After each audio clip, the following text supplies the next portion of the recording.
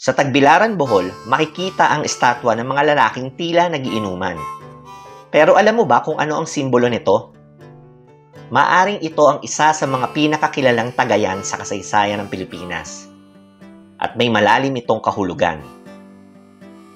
Hindi lang simpleng inuman ang ipinapakita rito. Ito ay ang ritual na tinatawag na sandugo. Mula sa salitang iisang dugo o sa Kabisayaan ay kusi-kusi. Sa ritual na ito, ilang patak ng dugo mula sa bawat kalahok ang hinalo sa alak na sabay nilang ininom bilang tanda ng pakikipagkaibigan. Kung iisipin, para itong ultimate form ng tagay. Walang cheers pero puno ng simbolismo. Kung sa panahon ngayon, parang ganito yan. Bagong lipat ka sa barangay, tapos may nag-abot sa iyo ng baso na may alak. Simpleng gesture pero malalim ang ibig sabihin. Going back sa ganap noong 1565, dumaong sa Bohol ang tropa ni Miguel Lopez de Legazpi. Unay maingat ang pagtanggap ng mga lokal, pero sa tulong ng isang malay na marinero, ipinaliwanag ni Legazpi na para sa kalakalan lamang sila dumating. Nang maunawaan ito ni Dato Sikatuna at kanyang mga tauhan, naging magiliw ang kanilang pakikitungo sa mga Espanyol. Ang seremonya ng sandugo ang naging tanda ng kasunduan ng pagkakaibigan sa pagitan ni Sikatuna at Legazpi. Isang mahalagang bahagi ng pagtitiwala at peace process noong panahong iyon. Ngunit ayon sa historian na si Seo Salazar, ang sandugo ay may dalawang muka. Para sa mga Pilipino, ito ay tanda ng pagtanggap at pakikipagkaibigan. Ngunit para kay Legazpi, maaari itong nakita bilang senyales ng pagkilala sa kapangyarihan ng kolonyal na Espanya. Ang sandugo ay isang pangyayaring nagmarka sa ating kasaysayan.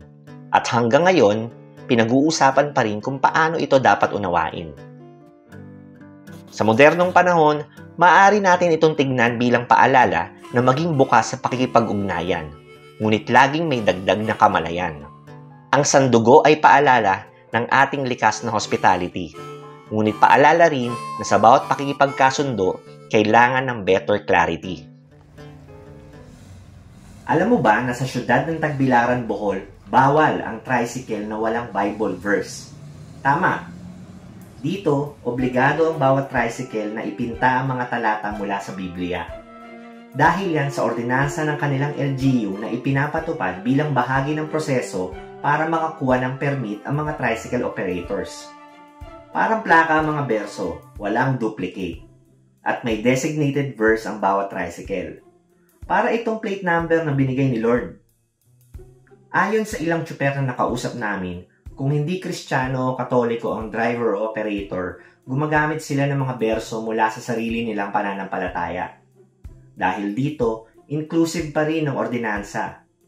Minimalist din ang karamihan sa disenyo ng mga tricycle, kaya mas napapansin ang mensaheng nakapinta rito. Ngayon, isipin natin to. Mainit ang araw, sobrang traffic, at malamang stress na stress ka na sa life. Tapos bigla ka makakabasa ng isang talata na saktong-sakto sa sitwasyon mo. Parang sign from above, di ba?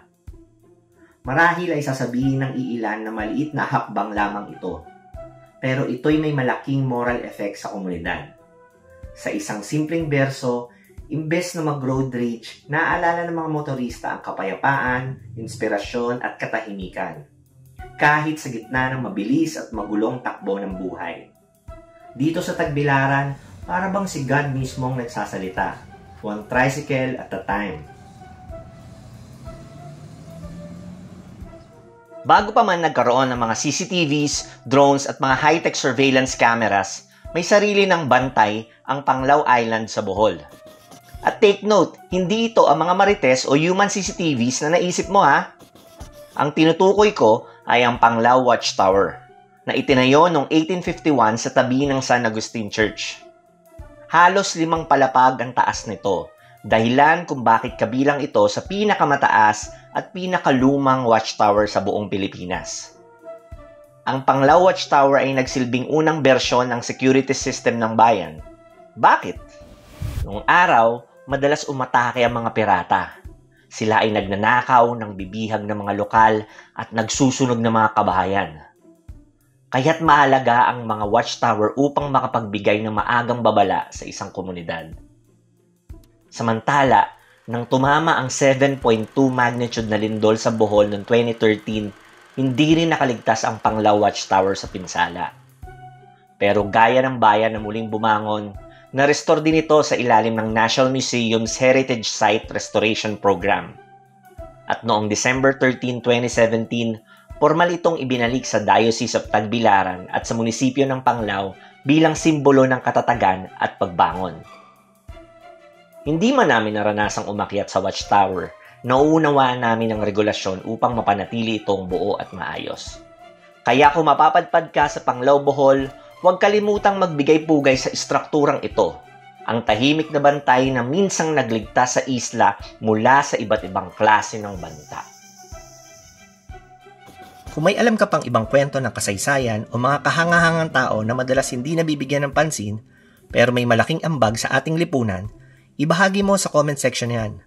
Nais naming marinig ang mga kwento mo. At kung gusto mo pa ng ganitong makabuluhang mga kwento na nagbibigay ng halaga sa ating kultura at kasaysayan, hit that like, thumbs up button at share mo ito sa mga tropa mong mahilig din sa ganitong klaseng content. Hanggang sa muli mga kasyudad, salamat sa pagtangkilik.